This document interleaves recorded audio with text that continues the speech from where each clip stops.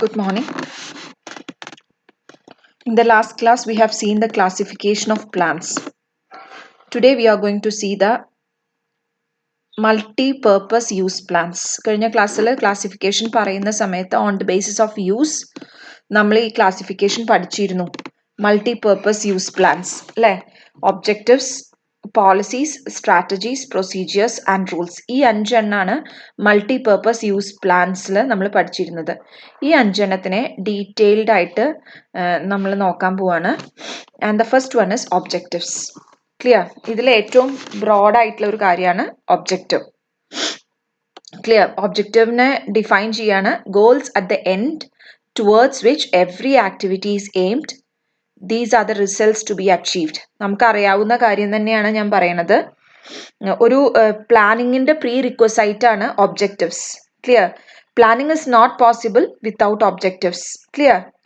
And പല രീതിയിൽ objectives ഉണ്ടാവും. ഷോർട്ട് ടേം ഉണ്ടാവും, ലോങ് ടേം ഉണ്ടാവും. ക്ലിയർ? അപ്പൊ ഓരോ ദിവസം ഡിപ്പാർട്ട്മെന്റൽ ഒബ്ജക്റ്റീവ് സെറ്റ് ചെയ്യുന്നുണ്ടാവും. ലോങ് ടേം ആയിട്ട് മാനേജ്മെന്റ് അവരുടേതായിട്ടുള്ള ഒബ്ജക്റ്റീവ് സെറ്റ് ചെയ്തിട്ടുണ്ടാവും. അപ്പൊ ഇത് രണ്ടും കോർഡിനേറ്റഡ് ആയിട്ട് പോണം. ക്ലിയർ? അപ്പോൾ ഒബ്ജക്റ്റീവ്സ് എന്ന് പറയുന്നത് ഗോൾസ് ആണ്. ഒരു ആക്ടിവിറ്റിയുടെ എൻഡ് പോയിന്റിന് എൻഡിൽ അച്ചീവ് ചെയ്യുന്ന ഗോൾസിനെയാണ് നമ്മൾ ഒബ്ജക്റ്റീവ്സ് എന്ന് പറയുന്നത്. ഇതിനെ റിസൾട്ട്സ് എന്നും പറയും. Clear? And let us see the characteristics of objectives. So likewise what you know, ഒരു ഓർഗനൈസേഷന്റെ സ്റ്റാർട്ടിംഗ് പോയിന്റ് ഒബ്ജക്റ്റീവ് ആണ്. ഒരു ബേസിസ് ഓഫ് ഓർഗനൈസേഷൻ, ഒരു ഓർഗനൈസേഷൻ നിലവിൽ വരുന്നത് തന്നെ ഈ ഒബ്ജക്റ്റീവ്സിന് വേണ്ടിയിട്ടാണ്. So you can say that it is A basis of organisation. എല്ലാ ഓർഗനൈസേഷനിലെ എല്ലാ ആൾക്കാരും ഈ ഒരു എയിം അച്ചീവ് ചെയ്യാൻ വേണ്ടിയിട്ടാണ് വർക്ക് ചെയ്യണത്. Clear? And the second characteristics is that it can be broad or specific. ഒന്നുകിൽ ബ്രോഡ് ആയിട്ടുള്ള കാറ്റഗറി ആവാം, കാരണം നമുക്ക് വേണമെങ്കിൽ പറയാം വെൽത്ത് മാക്സിമൈസേഷൻ ആണ് ഞങ്ങളുടെ ഒബ്ജക്റ്റീവ്. അല്ലെങ്കിൽ നമുക്ക് സ്പെസിഫിക് ആയിട്ട് പറയാം ഈ ആഴ്ച ഇത്രയും സെയിൽസ് ടാർഗറ്റ് അച്ചീവ് ചെയ്യണം, 1 lakh. That is called a specific objective. അപ്പോൾ ഓവറോൾ ഒബ്ജക്റ്റീവ് ഉണ്ടാവും. ആ ഓവറോൾ ഒബ്ജക്റ്റീവിനെയാണ് നമ്മൾ ബ്രോഡ് ഒബ്ജക്റ്റീവ് ആയിട്ട് പറയുന്നത്. അതിന് ചെറിയ ചെറിയ ഒബ്ജക്റ്റീവ്സ് ആയിട്ട് നമ്മൾ ക്ലാസിഫൈ ചെയ്യും. All these are channelised towards achieving the broad objective. So all the small objectives are known as specific objective. Right? And next is hierarchy of objective. ഒബ്ജക്റ്റീവ്സിന് ഒരു ഹൈറാർക്കി ഉണ്ട്. ഓർഗനൈസേഷൻ ലെവലിൽ ബ്രോഡ് ആയിട്ടുള്ള objective ഉണ്ട്. Clear? Top level മാനേജ്മെന്റിന്റെ താഴത്തേക്ക് പോകുന്തോറും specific ആയിട്ട് വരും. അപ്പോൾ ഒരു ഓർഡർ ഉണ്ട് എന്നാ പറയുന്നത് ഒബ്ജക്റ്റീവ്സിന്. അതായത് ഏറ്റവും മുകളിലുള്ള ആൾക്കാർ സെറ്റപ്പ് ചെയ്യണ ഒബ്ജക്റ്റീവ് വേറെ, ഏറ്റവും താഴത്തെ തട്ടിലുള്ള ഒബ്ജക്റ്റീവ് വേറെ. അപ്പോൾ ഏറ്റവും താഴത്തേക്ക് വരുംതോറും കൂടുതൽ സ്പെസിഫിക് ആയിട്ടുള്ള ഒബ്ജക്റ്റീവ്സ് ആയിരിക്കും ഉണ്ടാവുക. Clear? And next is on the based on aspirations. What is mean by aspirations? എന്തുകൊണ്ട് ആസ്പിറേഷൻസിന്റെ ബേസിസിലാണ് ഒബ്ജക്റ്റീവ്സ് എന്ന് പറയുന്നത്? ഇപ്പോൾ ഒരു സൊസൈറ്റിയുടെ നീഡ്സ് അല്ലെങ്കിൽ ആസ്പിറേഷൻസ്, അവർ ഉദ്ദേശിക്കുന്ന കാര്യങ്ങൾ നേടിയെടുക്കാനാണ് ഓർഗനൈസേഷൻ അച്ചീവ് ചെയ്യുക. അപ്പോൾ സോഷ്യൽ സാങ്ഷൻസ് എപ്പോഴും ഓർഗനൈസേഷന് ഉണ്ടാവും. ദേ work as A social objective. Clear? അപ്പോൾ എപ്പോഴും ബിസിനസിന്റെ ഒബ്ജക്റ്റീവ്സ് സൊസൈറ്റിയുടെ ആസ്പിറേഷൻസുമായിട്ട് കണക്റ്റഡ് ആയിരിക്കണം എന്നാണ് പറയുന്നത്. Based on the aspirations of the society. Right? And changing with time or situation. It should not be rigid. It should never be rigid. ഇപ്പോൾ business objectives എപ്പോഴും എൻവയൺമെന്റൽ ചേഞ്ചിനനുസരിച്ച് മാറിക്കൊണ്ടേയിരിക്കും, പുതിയ സിറ്റുവേഷൻസിനനുസരിച്ച് മാറിക്കൊണ്ടേയിരിക്കും. അപ്പോൾ ഒബ്ജക്റ്റീവ്സ് ഓഫ് ഏർണിംഗ് പ്രോഫിറ്റ് ഇപ്പോൾ ഇല്ല, ഇപ്പോൾ കൂടുതൽ സോഷ്യൽ റെസ്പോൺസിബിലിറ്റി ആയിട്ട് connected ആണ്. ക്ലിയർ? അതേപോലെ പുതിയ പുതിയ ഒബ്ജക്റ്റീവ്സ് ആഡ് ചെയ്തുകൊണ്ടേയിരിക്കും, മോഡിഫൈ ചെയ്യാനും. അപ്പോൾ it changes with time or situation. And you can say that objectives R Inter related. എല്ലാ ഓർഗനൈസേഷൻ ഒബ്ജക്റ്റീവ്സും ഇന്റർ റിലേറ്റഡ് ആണ്. അതായത് achievement of main objective will require the achievement of the subordinate objective. അപ്പോൾ നമ്മൾ പറഞ്ഞു ബ്രോഡും സ്പെസിഫിക്കും ആണ് objectives എന്ന്. അപ്പോൾ broad ഒബ്ജക്റ്റീവ്സിന്റെ achievement എന്ന് പറഞ്ഞാൽ സ്പെസിഫിക് ഒബ്ജക്റ്റീവ്സിന്റെ അച്ചീവ്മെന്റുമായിട്ട് കണക്റ്റഡ് ആണ്. അതുകൊണ്ടാണ് നമ്മൾ പറയുന്നത് നമ്മൾ ഫ്രെയിം ചെയ്യുന്ന ഓരോ ഒബ്ജക്റ്റീവ്സും ഇന്റർ റിലേറ്റഡ് ആണ്. നിങ്ങളാണെങ്കിലും ബികോം പഠിക്കുമ്പോൾ നിങ്ങൾ ഫ്രെയിം ചെയ്യണം ഓരോ ഒബ്ജക്റ്റീവ്സ്. നിങ്ങൾ ആദ്യം പറയും ഇംഗ്ലീഷ് സബ്ജക്റ്റ് പാസ്സാവണം. ഇംഗ്ലീഷ് സബ്ജക്റ്റ് പാസ്സായാൽ നിങ്ങളുടെ ആ സെമസ്റ്റർ പേപ്പേഴ്സ് പാസ്സാവുന്നു. ആ സെമസ്റ്റർ കഴിഞ്ഞാൽ you will be focusing on the next semester. അങ്ങനെ അത് ഇന്റർ റിലേറ്റഡ് ആയിട്ട് പോയിട്ട് അച്ചീവ് ചെയ്യാൻ പോണ ഫൈനൽ ടാർഗറ്റ് എന്താ? BCom degree certificate. So the objectives are always interrelated. Multiplicity of objectives. അടുത്തൊരു ക്യാരക്ടറിസ്റ്റിക് ആണ് അവരുടെ മൾട്ടിപ്ലിസിറ്റി. അതായത് ഒരുപാട് ഒബ്ജക്റ്റീവ്സ് ഉണ്ടാവും പിന്നെ ഒരു കൺസേണിനെ സംബന്ധിച്ചിടത്തോളം. അപ്പോൾ മേജർ ഒബ്ജക്റ്റീവ്സും മൈനർ ഒബ്ജക്റ്റീവ്സും ഉണ്ടാവും. അപ്പോൾ ഡിഫറെന്റ് ഏരിയാസ് ഓഫ് ബിസിനസ്സിന് ഡിഫറെന്റ് ഒബ്ജക്റ്റീവ്സ് ഉണ്ടാവാം. ഇതൊക്കെ ഇഫക്റ്റീവ്ലി അച്ചീവ് ചെയ്യാനാണ് ശ്രമിക്കേണ്ടത്. അപ്പോൾ ഒബ്ജക്റ്റീവ്സ് സിംഗിൾ ഒബ്ജക്റ്റീവ് ഒരിക്കലും ഒരു ഓർഗനൈസേഷനിൽ ഉണ്ടാവില്ല. മൾട്ടിപ്ലിസിറ്റിയാണ്. Objectives may be in multiples. Even if ഇന്ന് എനിക്ക് ഒരു സ്ഥലത്തേക്ക് പോകണമെങ്കിൽ വരെ I have certain objective. Clear? And next is based on practical situations. Objectives എപ്പോഴും പ്രാക്ടിക്കൽ സിറ്റുവേഷനുമായി റിലേറ്റ് ചെയ്തതാവണം. ഫിലോസഫി, മാനേജ്മെന്റിന്റെ തിങ്കിങ് ഫിലോസഫി അതിനൊക്കെ ആയിട്ട് അഡ്ജസ്റ്റ് ചെയ്തിട്ടുള്ളതാവണം ഒബ്ജക്റ്റീവ്സ്. കൺവേർട്ടിങ് ആക്ച്വൽ പെർഫോമൻസ്, എപ്പോഴും റിയലിസ്റ്റിക് ആവണം, അച്ചീവ് ചെയ്യാൻ പറ്റുന്നതാവണം. നമ്മൾ പണ്ടത്തെ പോലെ കുട്ടികൾക്ക് പറയുന്ന പോലെ അമ്പിളിമാമനെ പിടിച്ചു കൊടുക്കുക എന്ന് പറയുന്ന പോലെ which is not achievable you cannot make it as an objective.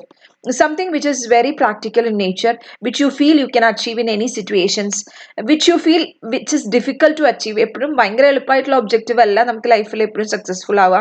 നമുക്ക് കിട്ടും എന്ന് ഉറപ്പുള്ള എന്നാൽ കുറച്ച് ബുദ്ധിമുട്ടുള്ള ഒരു സിറ്റുവേഷൻ പ്രാക്ടിക്കലി പോസിബിൾ ആവണം, ഫീസിബിൾ ആവണം ആ objective. These are the characteristics of objectives. That is the basis of organization. It can be broad or specific. There will be a hierarchy of objectives. Depends upon top to bottom based on the social aspirations. Clear? It always changes with time or situation. Should be flexible. Objectives are always interrelated. There will be multiple of objectives, not a single one. And the objectives should be based on all the practical situations. Clear? And let us see the guidelines for setting objectives. Objectives in the setup ചെയ്യാനുള്ള guidelines ആണ് നമ്മൾ പറയുന്നത്. First point is the classifying the objectives. Clear? ഒരു important thing ആണ് setting objective is regarded with the classification of objective. Objectivesനെ classify ചെയ്യാണ്. Objectiveനെ classify ചെയ്യുമ്പോൾ basic ആയിട്ടുള്ള objective ഉണ്ടാവും, ഔട്ട്സ്റ്റാൻഡിങ് ആയിട്ടുള്ള ഒബ്ജക്റ്റീവ് ഉണ്ടാവും, മേജർ ആയിട്ടുള്ള ഒബ്ജക്റ്റീവ് ഉണ്ടാവും, ഡെറിവേറ്റീവ് ആയിട്ടുള്ള ഒബ്ജക്റ്റീവ് ഉണ്ടാവും. ക്ലിയർ? ഇപ്പൊ ബേസിക് ഒബ്ജക്റ്റീവ് എന്താ? ഇപ്പോഴത്തെ ആവശ്യമുള്ള which is essential for the present, ഇപ്പോഴത്തെ കണ്ടീഷനിൽ ആവശ്യമുള്ളതിനെയാണ് നമ്മൾ ബേസിക് ഒബ്ജക്റ്റീവ്സ് എന്ന് പറയാം. ഔട്ട്സ്റ്റാൻഡിങ് ഒബ്ജക്റ്റീവ് എന്ന് പറയുമ്പോൾ എന്താ വെച്ചാൽ നമ്മളാണെങ്കിലും ഔട്ട്സ്റ്റാൻഡിങ് സ്റ്റുഡൻറ് എന്ന് പറയുന്നത് എന്താ? വൺ ഹൂസ് വെരി സ്പെഷ്യൽ, അല്ലെങ്കിൽ വൺ ഹൂ കുറച്ചും കൂടി എഫേർട്ട് എടുത്തിട്ട് എന്തൊക്കെയോ ചെയ്യുന്ന ഒരു കുട്ടീനെയാണ് നമ്മൾ പറയുക. അതേപോലെ തന്നെ ഔട്ട്സ്റ്റാൻഡിങ് ഒബ്ജക്റ്റീവ്സിന് കൂടുതൽ എഫേർട്സ് വേണ്ടി വരും സാധാരണത്തെക്കാളും. അത് അറ്റൈൻ ചെയ്യണമെങ്കിലും കുറച്ചധികം സ്ട്രെയിൻ വേണ്ടി വരും. മേജർ ഒബ്ജക്റ്റീവ്സ് എന്ന് പറയുമ്പോൾ ഒരു ഓർഗനൈസേഷന്റെ ഏറ്റവും ഇമ്പോർട്ടൻ്റ് ആയിട്ടുള്ള ഒബ്ജക്റ്റീവ്സ് ആണ്. ഡെറിവേറ്റീവ് ഒബ്ജക്റ്റീവ് അങ്ങനെയല്ല, ഡിപ്പാർട്ട്മെന്റ്സുമായി കണക്ട് ചെയ്തിട്ടുള്ളതാണ്. ക്ലിയർ? അപ്പോൾ സാധാരണ രീതിയിൽ ഓർഗനൈസേഷൻ ഒബ്ജക്റ്റീവ് അച്ചീവ് ചെയ്യുക എന്നുള്ളതാണ് നമ്മളുടെ അൾട്ടിമേറ്റ് എയിം. ബേസിക് ആ ഓർഗനൈസേഷൻ അച്ചീവ് ചെയ്യും ഒബ്ജക്റ്റീവ് അച്ചീവ് ചെയ്യുമ്പോഴേക്കും നമ്മൾ ബേസിക് ഒബ്ജക്റ്റീവും ഔട്ട്സ്റ്റാൻഡിങ് ഒബ്ജക്റ്റീവും ഡെറിവേറ്റീവ് ഒബ്ജക്റ്റീവും ഒക്കെ അതിൻ്റെ കൂടെ തന്നെ അച്ചീവ് ചെയ്ത് പോയിട്ടുണ്ടാവും. Clear? And next step is determining the areas of objective. അപ്പൊ ആദ്യം ഒബ്ജക്റ്റീവ് ഏതാന്ന് ക്ലാസിഫൈ ചെയ്ത സ്ഥിതിക്ക് അടുത്തത് ഏരിയാസ് ആണ്. Business areas. I mean, you have production, you have marketing, finance, ഒരുപാട് ഡിപ്പാർട്ട്മെന്റ്സ് ഉണ്ട്.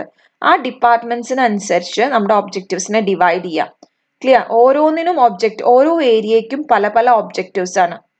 ക്ലിയർ? അപ്പൊ ഈ ഒബ്ജക്റ്റീവ് പല ഒബ്ജക്റ്റീവ് ആണെങ്കിലും ഇതൊക്കെ കോർഡിനേറ്റ് ചെയ്ത് വരുമ്പോൾ നമ്മുടെ ഓർഗനൈസേഷണൽ ഒബ്ജക്റ്റീവും അച്ചീവ് ചെയ്യാൻ നമുക്ക് പറ്റണം. So determining the areas of objective which depends upon the functions of objectives, functions of departments.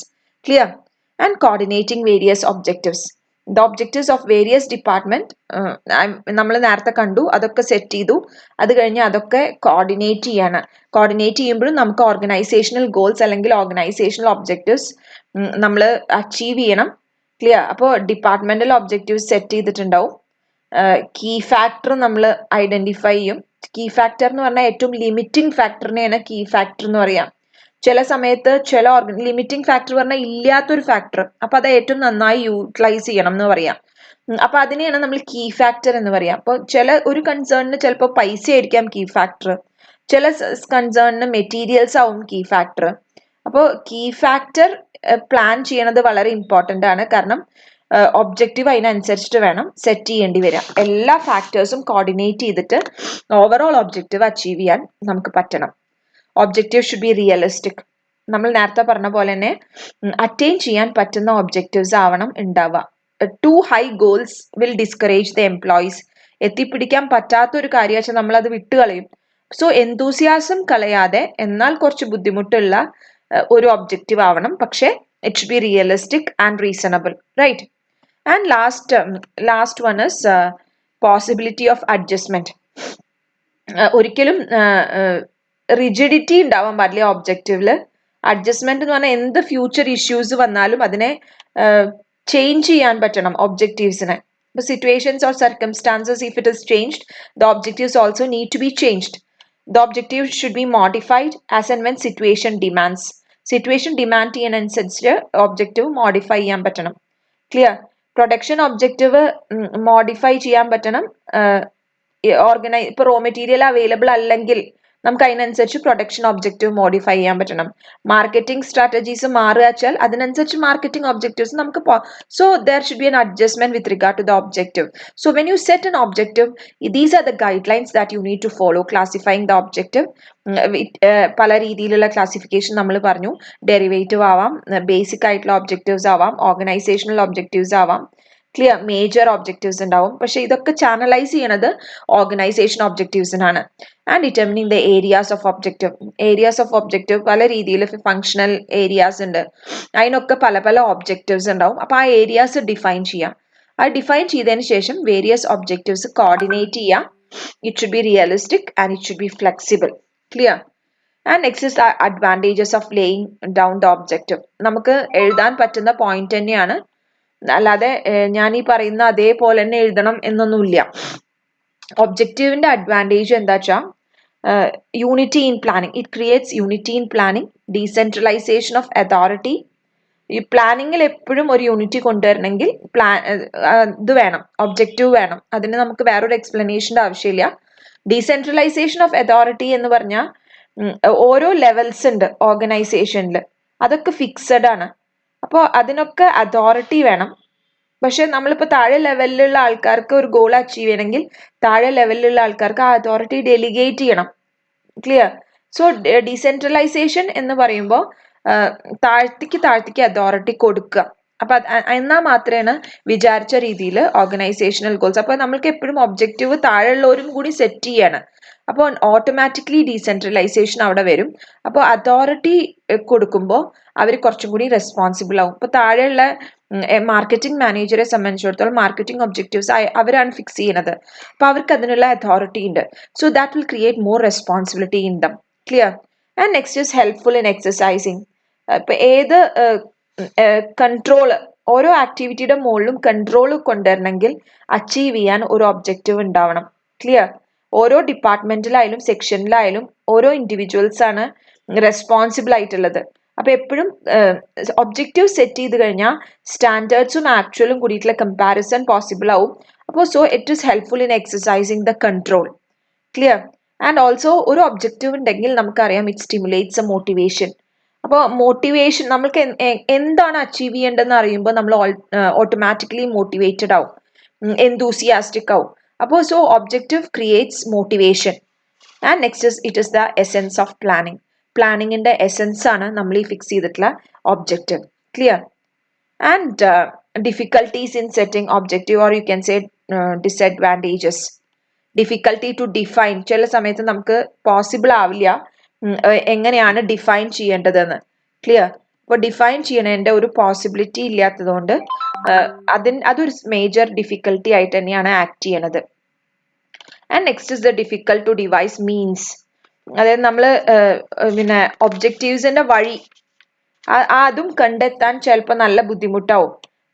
ഓരോ ഒബ്ജക്റ്റീവ് എങ്ങനെ അച്ചീവ് ചെയ്യണം, ഒബ്ജക്റ്റീവ് സെറ്റ് ചെയ്തിട്ടുണ്ടാവും, പക്ഷെ എങ്ങനെ അച്ചീവ് ചെയ്യണം എന്നുള്ളത് നമുക്ക് കുറച്ച് ബുദ്ധിമുട്ടുള്ള കാര്യമാണ് അത് ഹാൻഡിൽ ചെയ്യാൻ. Difficult to reconcile the objective. അതായത് പല ഫീൽഡ്സിലുള്ള ഒബ്ജക്റ്റീവ് ഉണ്ടാവും, പലതും കോൺട്രാഡിക്ടറി ആവും. എല്ലാം കൂടി ഒരുമിച്ച് കൊണ്ടുവരിക എന്ന് പറയുമ്പോൾ ചിലപ്പോൾ അത് ഡിഫിക്കൽട്ട് ആയിട്ടുള്ള ടാസ്ക് ആവും. ഇതാണ് ഒബ്ജക്റ്റീവ്സ്. അപ്പം മൾട്ടി പർപ്പസ് യൂസ് പ്ലാനിലെ ആദ്യത്തെ ടോപ്പിക് ആയിരുന്നു objective. In the next class, you are going to see what is policies. Clear?